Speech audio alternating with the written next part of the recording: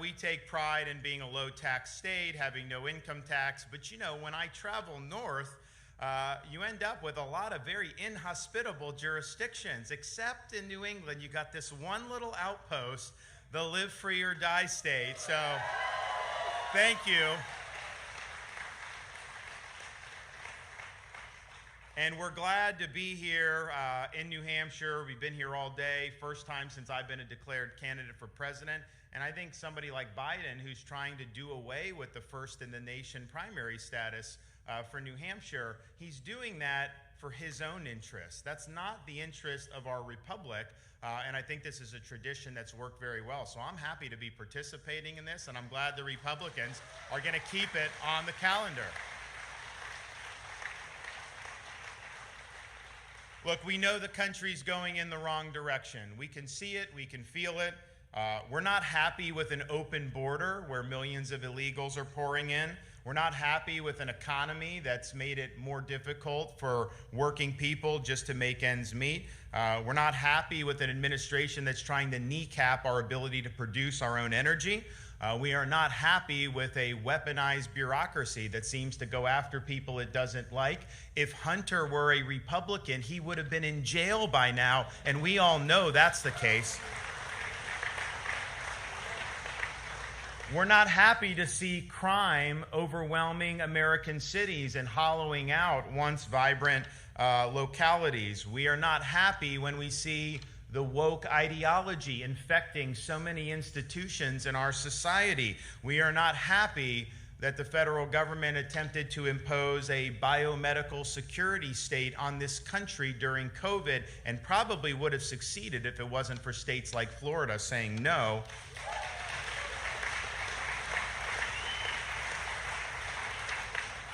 And we are still very much saddened, especially coming off this past weekend of remembrance, saddened by the fact that we lost 13 service members in Afghanistan due to the reckless incompetence of President Joe Biden. That is not good, and it is not acceptable. And so we see all these things. We also see a political elite in Washington, D.C. that looks out for its interest, not your interest. It's pursuing an agenda not that will represent us, it's pursuing their agenda to try to impose it on us. If you look right now, 5 of the 7 wealthiest counties in this country are suburbs of Washington, D.C. How could that possibly be? Washington, D.C. isn't producing anything except mountains of debt and a lot of hot air. It's that way because people who are politically connected in this country have an advantage. And you have an elite class, and you have everybody else out here working hard, and it's almost like when you work hard and do the right thing, the government wants to make it more difficult for you, and that is wrong. And look, it was mentioned when Jason's introduction, you know, I'm a blue-collar kid. My mother was a nurse. My father worked for the television rating company Nielsen. Back then, to get the ratings, you actually had to install a device on the family's TV sets and their cable boxes. And so that's what he did. His father was a steel worker in Pittsburgh. And so I was always taught, you're entitled to nothing. You have to work for everything. And so you better get working if you want to get ahead. And I just believed that in America, if you work hard and you make the most of your God-given talent, you are going to succeed, because that's what this country was founded on. So I started working minimum wage jobs when I was a teenager. My first job, full-time job, I had graduated high school, and most kids have fun over the summer before they go off to college or whatever. I went to work. I'm there at 6 a.m. working for an electrical company as an assistant to an electrician. And I actually learned something about government on that, because I showed up to work the first day and I got sent home. And I was like, I didn't even do anything, and you're already sending me home? They said, you know, we looked at your work boots and we couldn't determine whether or not they are OSHA approved. So you must go buy boots that are OSHA approved. And these were old boots, I think, that had been in the family. They were fine, they were safe. So I had to spend my first week's salary on buying new boots And so I thought to myself, I don't think it made me any safer, but it did make me a little bit poorer that this regulation was in effect. So it just shows you how government operates. But we worked, and we always believed that that would be something that would be very, very important. And I ended up putting myself in a position to be able to do things and talk about military and all this other stuff. But I would not be here today as the governor of the third largest state in this country, the 13th largest economy in the world if we were our separate country, and a candidate for president if I didn't believe that in America, hard work pays off.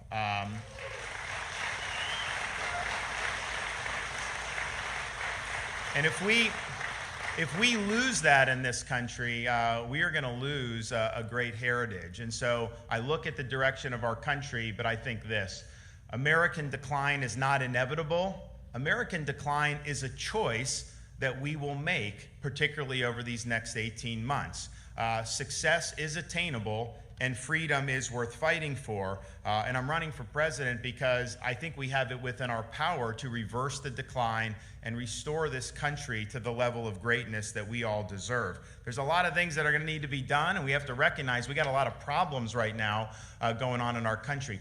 We need to restore a dose of sanity to our society. If you look at the nonsense that's gone on over the last many years, you wonder what is going on. Look at the fiscal and economic policies we've seen over these last few years. They're printing trillions of dollars. They're borrowing trillions of dollars. They're spending trillions upon trillions of dollars. Of course you're going to spark inflation. Of course you're going to end up sparking economic problems when you do that. And all I can tell you, they did this debt deal in Washington. Our nation was careening towards bankruptcy before that debt deal, and it is careening towards bankruptcy after that debt deal. It did not solve the problem. In fact, it's green lighting $4 trillion in new debt for the rest of Biden's administration. It's locking in COVID-era levels of spending, which are so much more inflated than what we should be spending. And even those 87,000 new IRS agents that Biden put in, that all Republicans have said they wanted to get rid of, it only reduces those by 2%. So this is not a deal that's going to get the job done. I can tell you in Florida, we run budget surpluses. We have a $1.2 trillion economy. We have a $1.2 trillion economy, which I said it'd be the 13th largest in the world if we were a separate country. But our debt with a $1.2 trillion economy is $17 billion. Compare that to the federal government. Our overall economy is something like $25 trillion. Our debt is $31+ trillion, bigger than the entire American economy by many, many trillions of dollars. That doesn't work. We've shown in Florida what can work. We also need to restore sanity by recognizing we can't have every major institution in American life be going on these ideological joyrides. Things like merit and achievement need to trump things like identity politics. You should not have to compete in the woke Olympics just to get a job or to get into school. We also have to restore a sense of normalcy to American communities. You cannot have a country that does not have a border. You cannot have a country if millions of people are pouring in illegally and imposing huge burdens on society and particularly on communities in Texas and in Arizona. You have to get that right. You also cannot have normalcy when the inmates are running the asylum in American cities, when prosecutors are refusing to prosecute crimes, when people are attacking police and they're releasing offenders with no cash bail. That doesn't work, and that needs to change if we want to restore that normalcy that people deserve.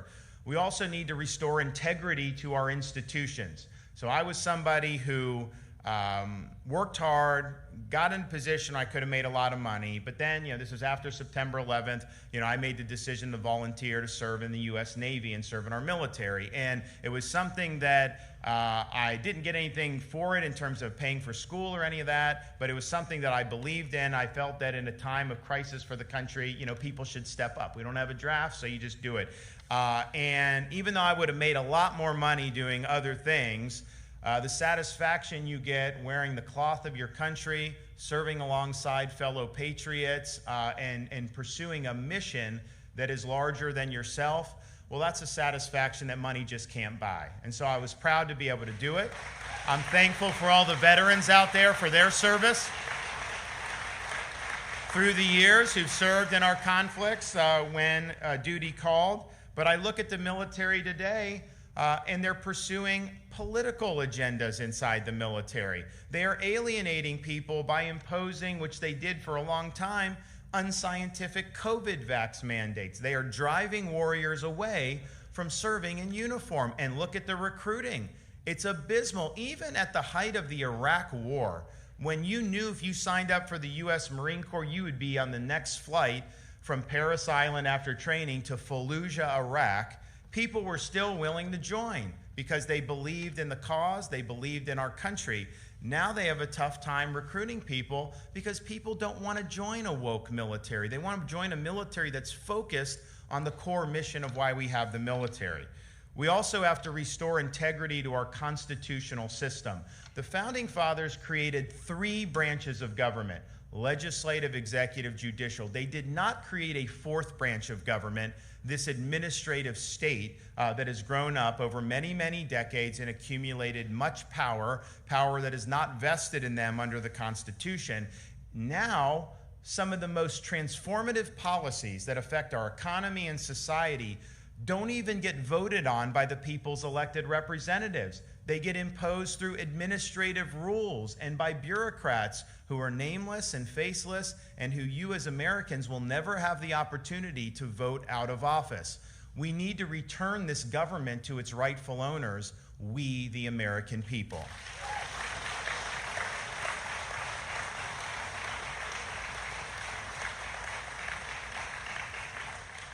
We have to have our national affairs rooted in truth as the foundation of all that we do.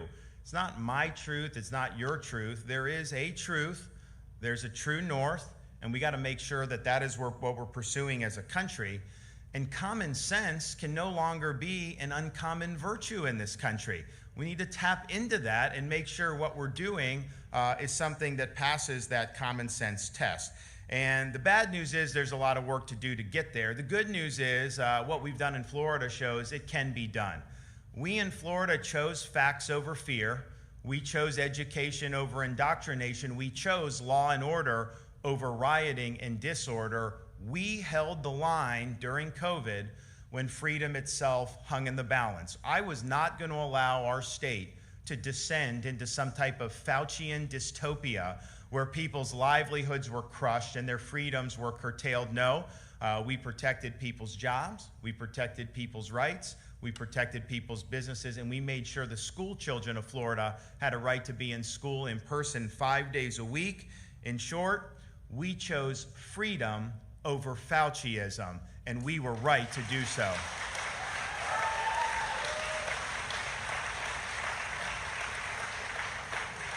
And the thing about being an executive is, yeah, you got to get the policy right. I mean, obviously, we see what's happened with Joe Biden, who can't seem to get anything right. So you got to be right on policy. You know, you got to have that right philosophical frame of mind. But being right on policy as an executive, whether it's a governor or president of the United States, it's necessary, but it is not sufficient to be a strong leader and to deliver big results. What the indispensable ingredient is leadership. And so during COVID, you know, I was at a position where we were charting a different course.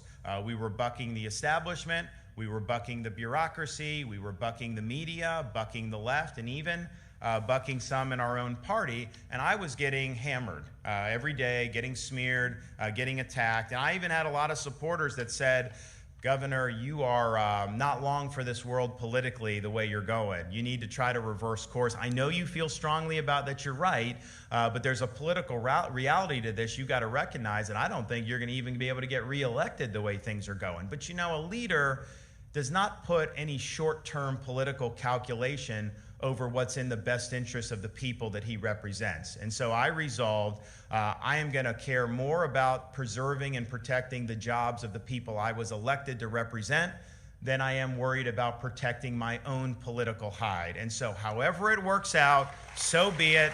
But I'm going to stand and I'm going to do what's right. And I'll take the incoming so that my folks didn't have to. And that's exactly what we did. And at the end of the day, leadership is not about entertainment. Leadership is not about virtue signaling. It's not about building a brand. It's ultimately about producing results for the people that you represent. And in Florida, we've done that. I mean, we are the fastest growing state in this country. We rank #1 for net in-migration and have every year since I've been governor. We just got ranked #1 for education by U.S. News and World Report. We're #1 for parental involvement in education. We're #1 for education freedom. Our crime rate sits at a 50-year low, and we have the second lowest tax and debt per capita in the entire United States. And so that didn't happen by accident. It happened because we've leaned in on issues. We've been an energetic governor, and we've gone on offense and not just sat back like a potted plant and waited for issues to come to us. Because as a leader, anytime you make a decision, no matter how popular, some people will like it and some people will not. And so some people get elected and they say, well, I will alienate fewer people if I just never make any decisions. And so they never want to wade into issues. They only make decisions when it absolutely hits their desk. And that's not the way you got to do it. You got to be forward, you got to lean in, and you got to get things done. So here's some of the things we've accomplished during my tenure as governor.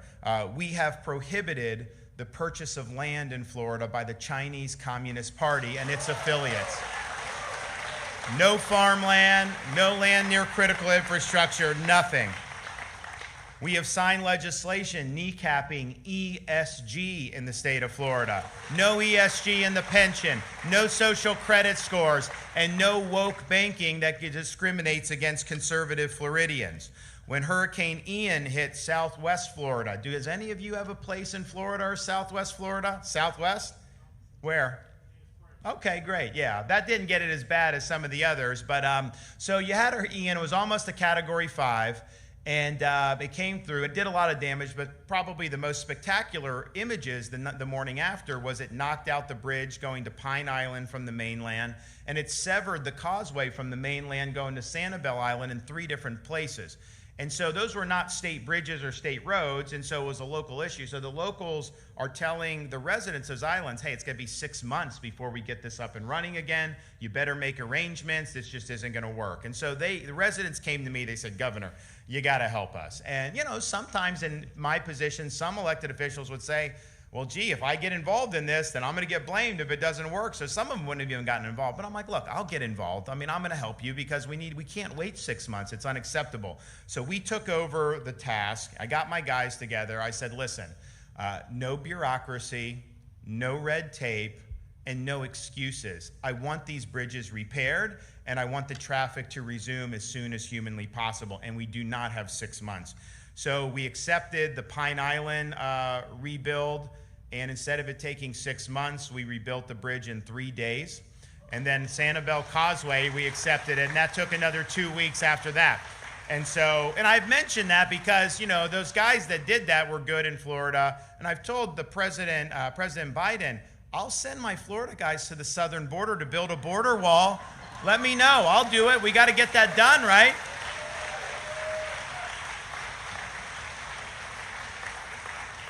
But it's just an example of there's always ways you can say you can't do something.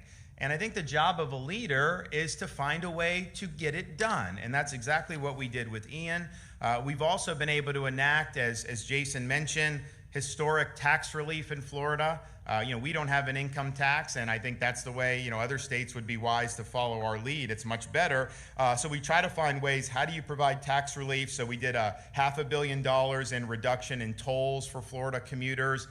We did no sales tax, permanently barred sales tax in Florida on all baby items. And so diapers, wipes, cribs, strollers, clothes, all that is tax-free. That's going to save families a lot of money. And, you know, our kids now are 6, 5, and 3. When we became governor, my wife and I had a 2-year-old and a 9-month-old. We didn't even have our youngest yet. And when I signed the tax relief into law, I came home that day and my wife said, why didn't you do this in 2019? Well, it's because we didn't have Bidenflation in 2019, and people need relief now more than ever, so we had to come through for them. We've enacted universal school choice in Florida. Parents have a right to send their kids to the school of their choice, no questions asked. I've been able to appoint a total of 7 constitutionalist judges to the Florida Supreme Court. It had been the most liberal Supreme Court in the entire country when I became governor. It is now arguably the most conservative Supreme Court in the country, and we're better off for that.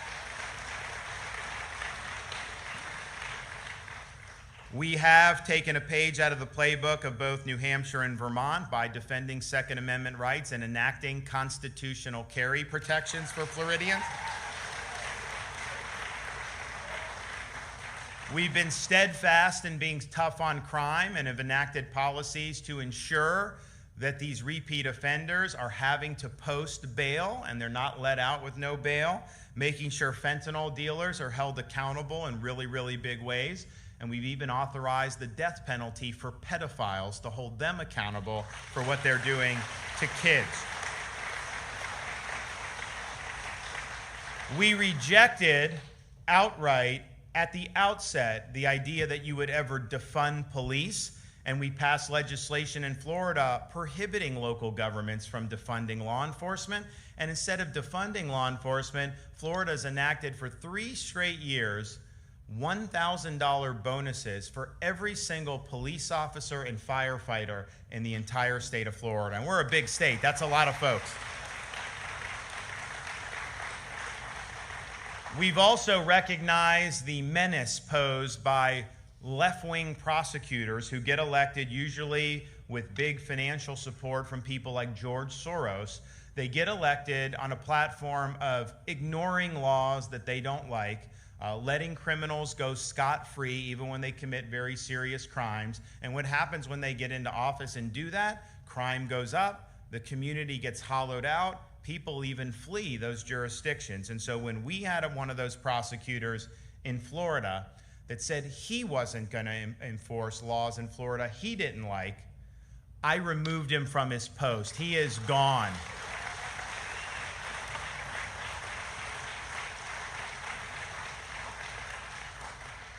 We've taken strong action against illegal immigration by banning sanctuary cities, cracking down on human smuggling, sending National Guard troops to help at the southern border, and even sending illegal aliens to beautiful Martha's Vineyard.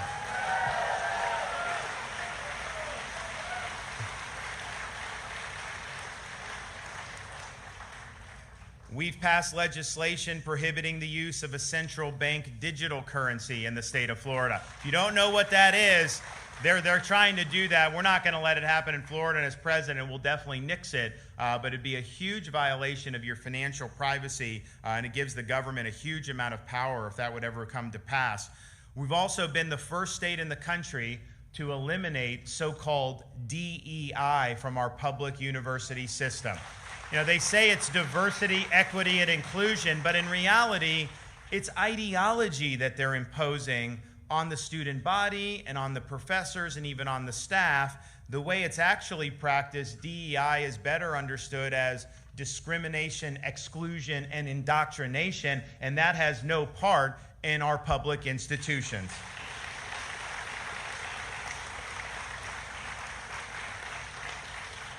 Now, if I were here 20 years ago from Florida, I probably would not have ever mentioned the way Florida conducts elections, because we had some rough ones 20, 25 years ago. But now we're a leader in election integrity, partially because we have banned ballot harvesting in Florida. We've banned Zuckerbucks in Florida. You have voter ID in person, but also if you vote absentee, you got to still show voter ID, and we're proud of that. And we can count 8, 9, 10 million votes by midnight on election night. Why does California take 3-4 weeks just to be able to count the votes? What is going on in that period when they're producing those results in a trickle-down basis? We've also enacted legislation saying that Florida is not going to recognize President Joe Biden's attempt to impose this lockdown treaty from the World Health Organization on Floridians. Not going to fly. And as Jason mentioned, we have enacted the strongest medical freedom protections anywhere in the United States. No vax passports, no vax mandates, no school COVID mandates, making sure that they can't do that. And also we've banned gain-of-function research in the state of Florida. Very dangerous stuff that they're doing with that. We have taken a strong stand against opioids. As I mentioned, tough penalties. For example, if an opioid dealer, fentanyl dealer, puts that in candy and markets it to children, they get life in prison for doing that. But we also understand, yes, you got to crack down on supply. We need to shut the border down to really get it right. We know Biden's not going to do that. So clearly, we also need to look at the demand. We also need to look at treating people who may be addicted. And so my wife, who you'll hear from in a minute, she launched a program for Florida schools called Your Facts, Your Future. And the reality is, some of these kids, particularly these teenagers, they will do a drug which they shouldn't be doing, but it'll be one that people typically would not suffer a fatal consequence from. But if it's laced with fentanyl, then all of a sudden they could die. And some of them are dying in significant numbers. And so we've put the message out, it's not worth it to do any of this street stuff. Don't play Russian roulette with your own life. Assume that fentanyl is laced in everything that may be out there. And if you stay away from that stuff, you may be saving your own life. And so that's very important. And it's also important to recognize that if somebody does overdose and they go to the hospital, when you just discharge them back into society, they're going to end up relapsing unless they have support. That's just the reality. And so what we've created is a coordinated opioid response network. We call it the CORE network. It's an integrated response across 16, 17 different counties in Florida now. Someone goes in the hospital, overdoses, they get resuscitated. They then go in to have treatment options. They have options in the community. We're basically trying to help people cope and manage this addiction. It's not an easy thing to do, but since we've done that, the relapse rate for people that have gone in that program is less than 10%, and that's a huge, huge positive.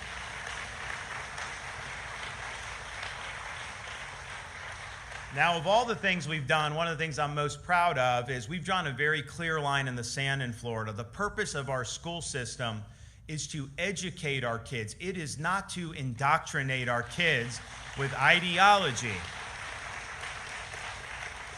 And part of the reason I'm passionate about it is because I know how important it is as a governor for the state, but I also look at it through the eyes of a father of a 6, a 5, and a 3-year-old. And my wife and I just believe that kids should be able to go to school, watch cartoons, just be kids without having some agenda shoved down their throats. That wasn't happening when I was growing up. Now parents got to worry about, could they even watch a cartoon without having some agenda at play? And so we take that very seriously, and we've done an awful lot to be able to support parents.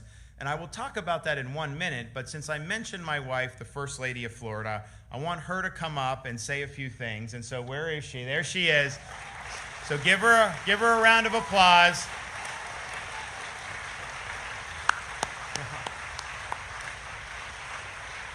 Well, how excited are you to make Ron DeSantis the next president of the United States, right? I mean, I'm excited to be in the live free or die state, and it's been honestly an honor and a privilege to be able to be around and to drive all over the state today. If you notice that my voice is a little hoarse, there's a couple of reasons why. One, this is our 4th stop today. We did 4 stops in Iowa the day before. However, that talking really pales into comparison to the day previous to that, when I had very long, in-depth conversations with our 3-year-old, Mamie, as to why she cannot color, true story, with a permanent marker on the dining room table. Or the walls, because I've come to the realization you can only move furniture in so many places before you run out of real estate, that you have to keep doing it. So we're very blessed to have the 6, 5, and 3-year-old that the governor mentioned a second ago, Mamie, our little one, who, by the way, runs the household. If anybody thinks it's the governor or myself, no, it's Mamie. It's the 3-year-old who's in charge. But she's the first baby born to a sitting governor in more than 50 years. And they're all the light of our life. They keep us very busy. They have a lot of energy, very humble. I oftentimes like it when after a long day, sometimes I like it, after a very long day of the governor being on the road, he'll sometimes, it's about 8:30, 9 o'clock, we're going into our bedtime routine, and wherever he's been in the state of Florida or New Hampshire or Iowa or wherever, South Carolina, he'll bring home some kind of a sweet treat. So moms and grandmoms, you know how this goes. We're in the middle of our bedtime routine, and here comes Dad with a plate of cookies, which then means we need to start the process all over again, which is wonderful. The governor a second ago was talking about all of the great things that Florida has done. And, and I'm so proud of everything that he has stood for and held the line. But no, here is why it matters. Because so often you hear of people who run for political office. They say they're going to do all these wonderful things. They go to places like Washington, D.C., and they end up going rogue. They turn into these listless vessels, bending in the wind, beholden to the polls and politics, never delivering on the accomplishments that they said that they would do when they were elected. I don't know why this is particularly the case when you get to places like Washington, D.C. It's truly a swamp. You say you're going to go do something and go and do it. What I love about what Ron has done and why I'm so proud of him is because if you go back and you look at his State of the State, you go back and look at his inaugural addresses, he lays out a vision. And he actually executes on that vision. He does what he says he's going to do, and he gets it done, and he wins.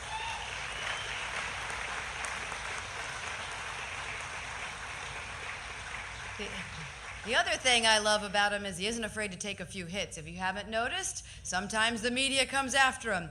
Sometimes you turn on the TV and every 5 minutes it seems like they're attacking him. And I would say, listen, it would probably alarm me if they weren't attacking you, because I'd be wondering, are you not doing the right things?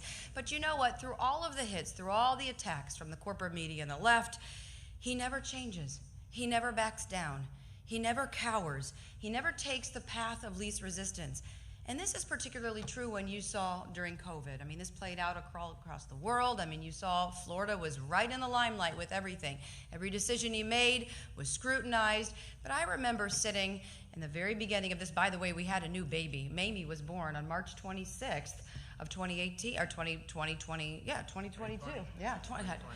it's been a long day. See? And so that was right in the beginning. We had a new baby, but I remember sitting there with him, and he is reading all of the studies coming out of places like the United Kingdom and Spain and Israel, and not reading someone's interpretation of the studies, but reading the data himself and talking to people who had been blacklisted on places like Twitter, where you had Dr. Bhattacharya and Dr. Kaldorf and Gupta and all these Nobel laureates and analyzing it as it was coming in and then making the best decisions for the people of his state. And when you look at what happened during COVID, he defended and protected the rights, liberties, livelihoods, and happiness of the people that he was voted to represent. And he put their jobs ahead of his own. And how refreshing is that for an elected politician to do that?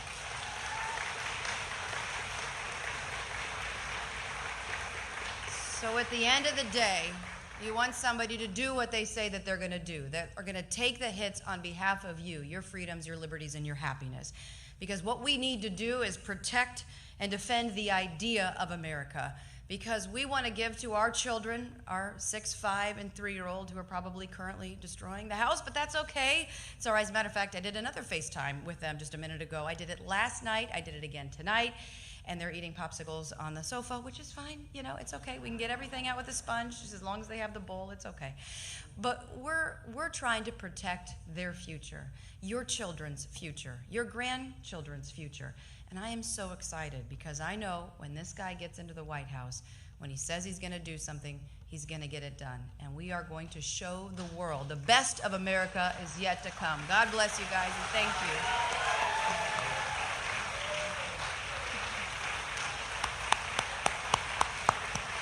Best First Lady in all 50 states, in my judgment. I'm just saying. So when we did our last governor campaign, the First Lady launched a Million Mamas movement, and her goal was to sign up 1 million moms throughout the state of Florida. Now, because it's Florida, we also included grandmas as well, but still, she was able to not only do 1 million, she exceeded it. She signed up 1.1 million mamas just in the state of Florida for the governor's election. She's going to be taking that nationally, and so we're going to have mamas for DeSantis in New Hampshire and Iowa and South Carolina and everywhere. So sign up.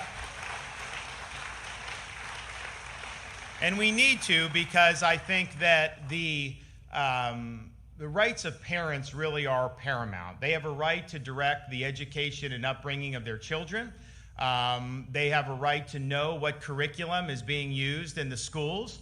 And we've enacted curriculum transparency legislation so that they're able to do and know whether the curriculum that they have is appropriate and whether it's the same with Florida standards. And so parents in Florida have been exercising that right, and they've actually, unfortunately, had to blow the whistle on inappropriate material in the schools.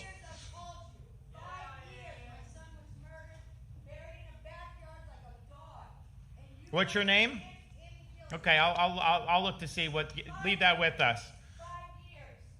Thank you. All right, so then you have a situation where the parents are blowing the whistle on this, and they're finding pornographic books in schools in like 6th grade, and you're like, where is this coming from? And so obviously that doesn't sit well with Florida standards. It's not age appropriate, so they remove it. Now, what the media tries to say is, if you remove a pornographic book from a 6th grade classroom, that is a book ban. First of all, in Florida, you can buy whatever or use whatever you want as an adult, but when you're talking about what's in a classroom or what's in a school library, you by definition have to curate and make decisions. You may have one book about George Washington. There may be 50 others you could have in the book. You're not banning those 50 books because they're not in the school library. So it's a total fraud, and we refer to it as the book ban hoax. And so we did a press conference to be able to expose this. But before I said a word, before we had the parents come up, we just played a video that showed the books and the images that the parents were objecting to. The local news stations had to cut their feed because they said it was too graphic to put on the air. Well, if it's too graphic for the 6 o'clock news, how is it okay for a 10-year-old school child? So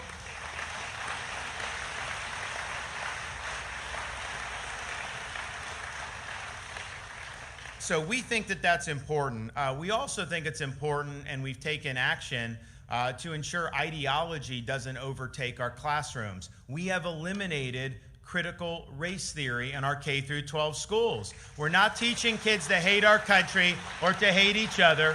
Not with your tax dollars, we're not. But instead, what we're doing is placing a renewed emphasis on American civics, on teaching kids about the founding principles of our country, about our Constitution, about what it means to be an American, because no matter what path in life they take, they're all going to be citizens of a republic. And there's certain responsibilities that come with that. It's our responsibility to give them an adequate foundation so they're not just listless vessels out there, and they actually have an appreciation for the American experiment. And so we've leaned in on that, and that's going to be very good for Florida for many, many years to come. We also had to draw a very important line in the sand. Why we even have to go down this road on some of this stuff, to me, is sad.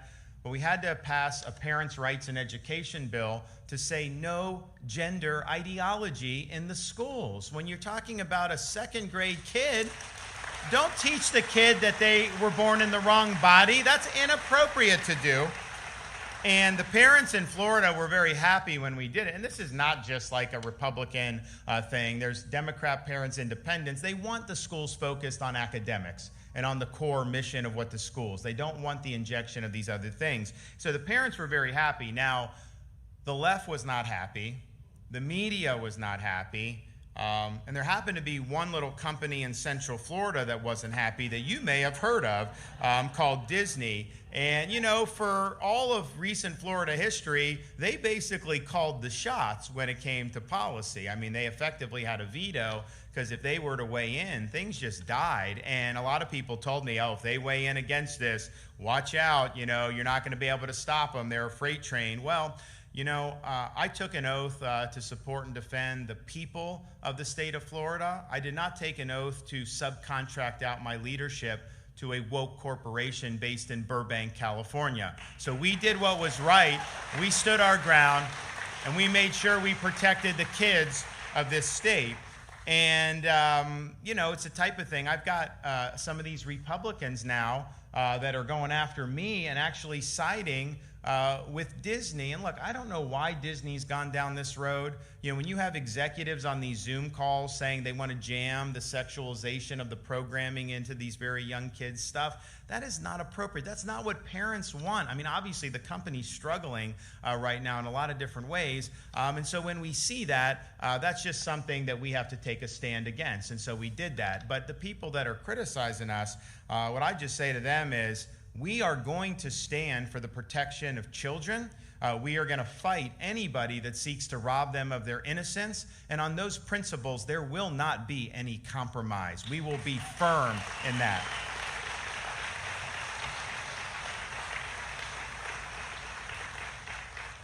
So Florida, I think, shows a couple things. One, it shows that it can be done. That you can lead boldly, you can lead with conviction, you can deliver big results, but importantly, you can also deliver big election results. And that's what we did. I got elected in 2018 by 32,000 votes out of more than 8 million votes cast. And people told me, hey, keep your head down. Florida's a swing state, evenly divided. Don't rock the boat because it could end up rocking against you and maybe you don't get reelected. And I understand why they said that, but I rejected that advice. I said I'm going to lead boldly and purposefully, and that's what we did. Well, fast forward 4 years later, November 2022, we don't win by 32,000 votes. We win by over 1.5 million votes. Massive landslide victory, the greatest in Republican Florida history in a governor's race. And, you know, yes, we did very well with Republicans, of course, but we won independent voters by 18%. We won 60+% of Hispanic voters. We took a county like Miami-Dade, which is the most urban county in Florida, 2.8 million people, a county that Hillary Clinton won by 30% in 2016. And we won it by double digits for me and other Republicans. And that's what you got to do. And when you're leading the ticket, it's not just about you, okay? You are part of a larger team effort. And so I worked and helped our legislative candidates, school board candidates, people running for the Congress. And so we were able to win supermajorities in the Florida legislature. We were able to add 4 additional Republican members to the congressional delegation. And we were even able to elect 29 new conservative school board members across the state of Florida. Those victories are going to have reverberations into the future. You want to create a bench so that your policies will live on when you're no longer there, and that's exactly what we've done. So we're proud of what we've been able to accomplish in Florida, and right now, for the first time since the Civil War era, there's not one single solitary Democrat elected to statewide office in the Sunshine State. That's what you call winning, and winning big.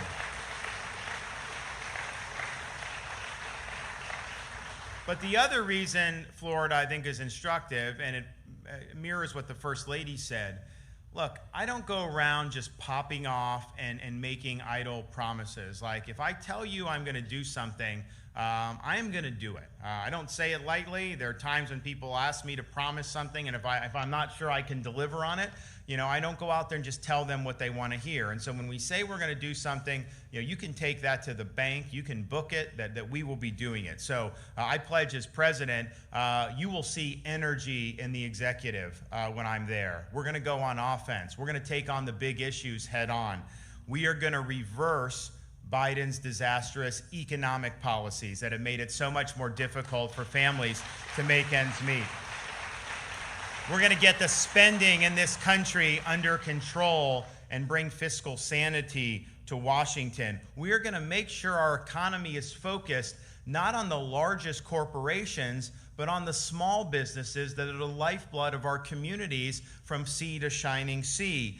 And we're also not going to allow the Chinese Communist Party to continue to eat our lunch. We need to make more things in this country, and we cannot be reliant on China for all these important goods and materials anymore, and we will take that on.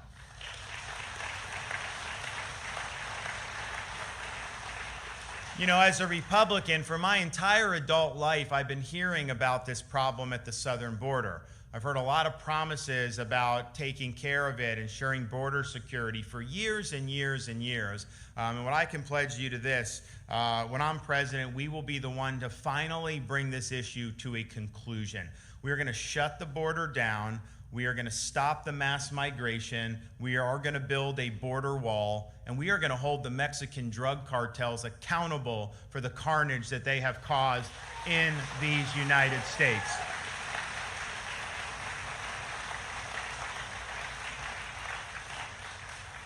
We are going to usher in a reckoning about the disastrous policies that the federal government pursued during the COVID-19 pandemic. Fauciism was wrong. Fauciism was destructive. And we need to hold people accountable so that we can be sure this never happens again in the United States of America.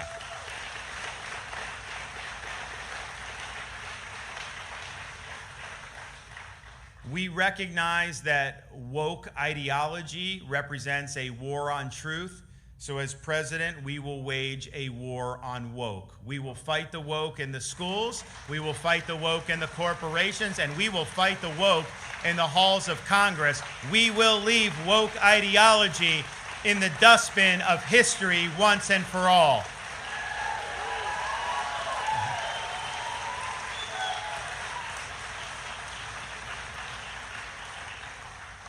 On day one, we will take action to remove the politics from our military and restore the sense of purpose that we all want to see. We need a strong military. We need to have good recruiting, and we need to be able to deter threats to this country, such as those posed by the Chinese Communist Party. They are on the move. They are expanding their military. They have significant ambitions. I'm very confident that a strong America will deter China. President Reagan understood you get peace through being strong. And so we need to go about the business of strengthening our military, not just in terms of the ability to project power, but morale and making sure we have good order and discipline. And we will do that as Commander-in-Chief. We need to finally reconstitutionalize this government. We need to bring the administrative state to heel once and for all. We cannot have a situation where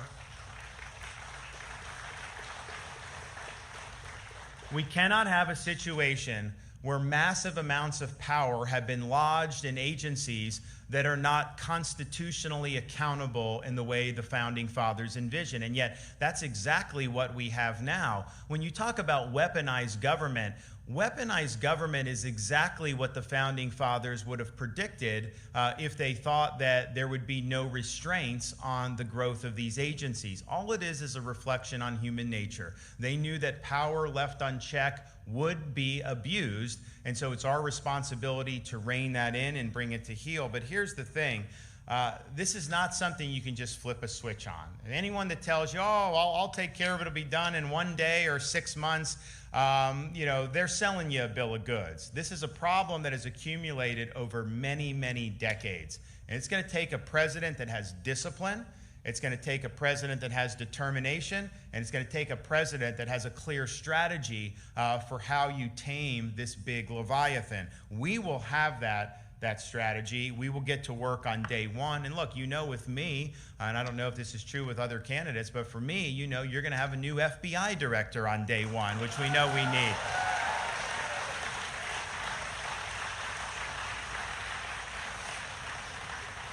So it's something that is going to require daily effort over a really extended period of time. No one's going to get it done in a day. No one's going to get it done in 6 months. But we will, as a two-term president, be able to get this done. And it is going to be a very, very high priority for our administration. Part of what goes into that is understanding you've got to have a leader.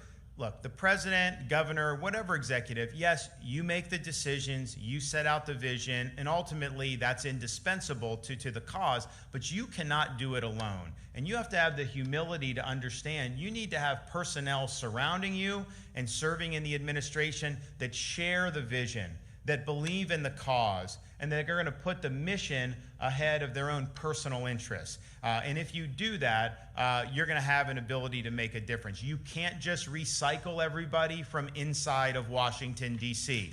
You got to bring people outside and other parts of the country, and we'll be calling on people. We'll be calling on people to serve to be able to do this. But I think one thing you know from me is you can look at my track record when it comes to picking personnel. I mean, during COVID, Dr. Fauci was one way that you could do it. I hired somebody named Dr. Joseph Ladapo. I brought him in from UCLA. If you know him, you're clapping. If you don't know him, look him up. But basically, he was an anti-Fauci. He didn't follow the narrative. He followed the data. He didn't care about what the media said. He wanted to pursue what was right. And he's been willing to stand up, take a lot of arrows, and get the job done. And I told him, I said, listen, you're going to get attacked. When you depart from the narrative, they go after you because they don't want the truth to come out. And so they went after him. And after a while, I started to run into him, and I'd say, look, I haven't been following exactly what you've been doing in the last week or two, but I see the media is attacking you a lot, so you must be doing the good stuff and doing the right thing, so keep it up. So you got to have people with that mindset to know that, this Leviathan wasn't created overnight. There's a lot of people that have a vested interest in keeping the administrative state this powerful, and when you go out to try to defang it, they're going to come after you. So if you have someone serving as Attorney General, that's somebody that needs backbone.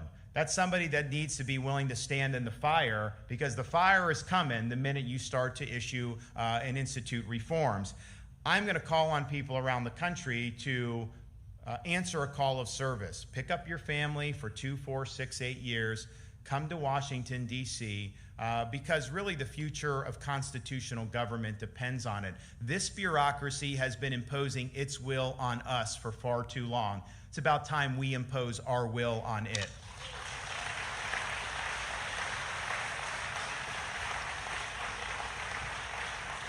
And we'll be doing so much more on so many other issues, and we'll be happy to have those discussions with folks in New Hampshire and across the country over the ensuing weeks and months. But here's the thing.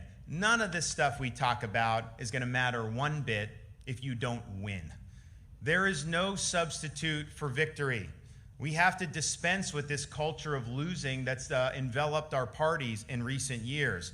I look at this debt deal, and I wonder, we should have 55 Republican senators instead of only 49 Republican senators. A lot of those were winnable races. A lot of those were flubbed. And so maybe the deal would have been good if we had 55 Republican senators, but we don't. We have 49. So there's not going to be any mulligans on this one in the 2024 election. We either get it right or we suffer the consequences. And make no mistake, the Democrats are playing for keeps. If they win and sweep the 2024 election, they are going to try to pack the U.S. Supreme Court. They are going to try to eliminate the Electoral College. They are going to try to make Washington, D.C. a state. And they are going to try to eliminate voter ID in every jurisdiction in this country and mandate that all states allow ballot harvesting during elections. Now, that is not an agenda that is speaking to the needs of the typical American family. They're worried about food prices and gas and crime and education. It's an agenda where they're trying to render people that don't agree with them to be second-class citizens, to lock you out of having meaningful voice in your government's affairs. And so the stakes are high. And President Reagan used to say freedom's one generation away from extinction. It's not passed along in the bloodstream. And I used to think, yeah, it may be a little bit of hyperbole because, we're Americans. Isn't freedom just in our DNA? But if you've lived through the last 4 or 5 years in this country, we've seen firsthand how fragile freedom really is. It is not our birthright. It's something that we have to fight for. Our founding fathers understood this. When they went to Independence Hall in Philadelphia to frame our Constitution in 1787, they came armed with having studied the history of every republic and the history of mankind because they wanted to draw lessons from those experiments that they could apply here in America. And what they figured out was there was really only one thing that all of those republics had in common, and it was this. Every single one of them had failed. And so they understood it fell to the United States of America to determine, can people really govern themselves?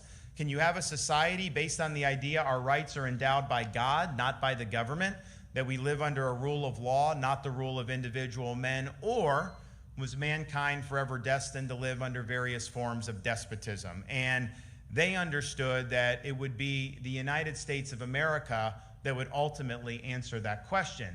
But they knew they were not finally answering that question just because they crafted a constitution. When Benjamin Franklin walked out of the convention, he was approached and he was asked, "Dr. Franklin, what did you give us, a republic or a monarchy?"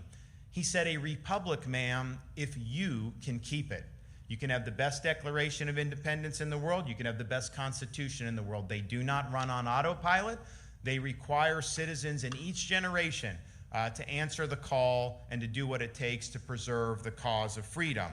And so we are called upon to take action over these next 18 months. We have it within our power to reverse the decline of this nation. We're called upon to carry the torch of what George Washington called the sacred fire of liberty. We're called upon to stand firm for the truth, and we're called upon to be resolute in defense of the enduring principles that have made America unique as a country. And my pledge to you is this. If you support me for president and I'm the Republican nominee, then you can set your clock to January 20th, 2025 at high noon, because on the west side of the Capitol, I will have this left hand on the Bible, I will have this right hand in the air, and I will be taking that oath of office as the 47th president of these United States. I will get it done. No excuses. Thank you all. We look forward to seeing you again very soon. God bless you. God bless the live free or die state, and God bless the United States of America.